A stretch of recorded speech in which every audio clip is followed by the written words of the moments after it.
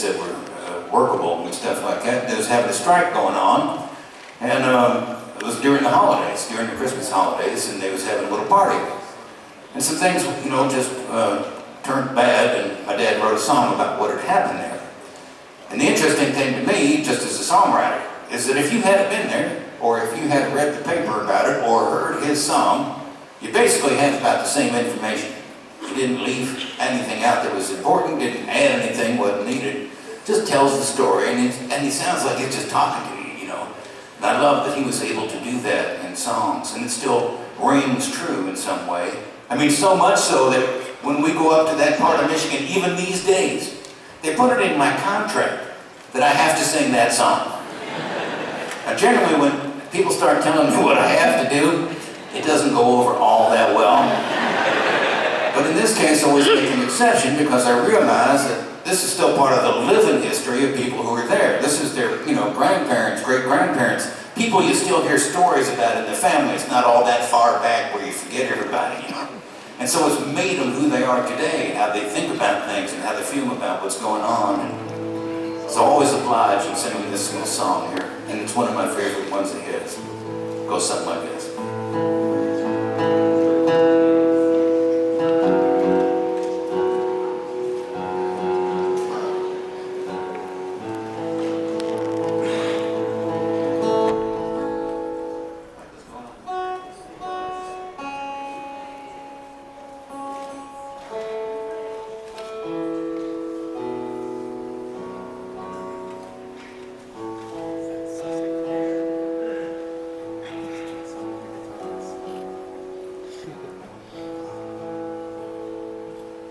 Take a trip with me in 1913 to Calumet, Michigan, in the copper country.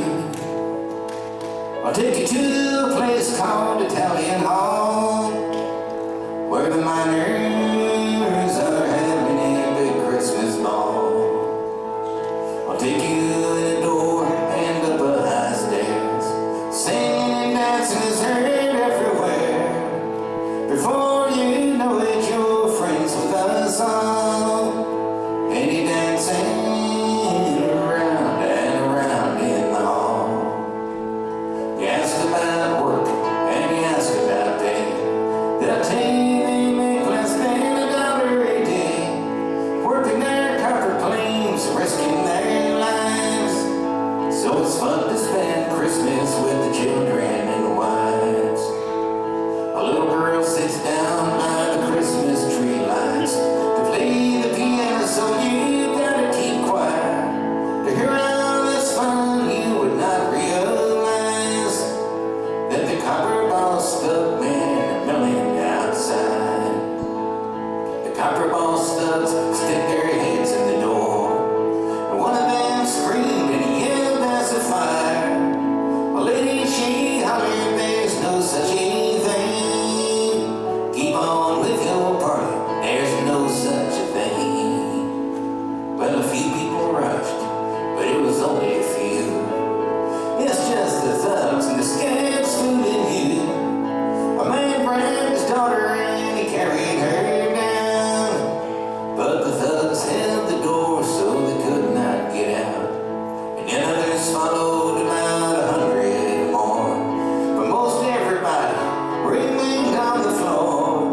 The gun thugs laughed at their murderous joke, and some children were smothered on the stairs by the door.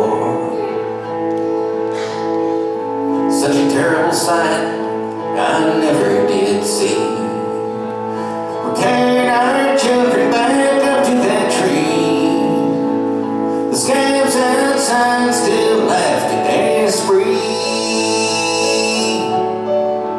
and the children that died there was 73.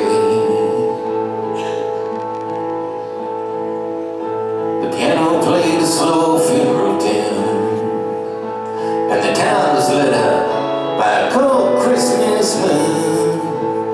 The parents, they cried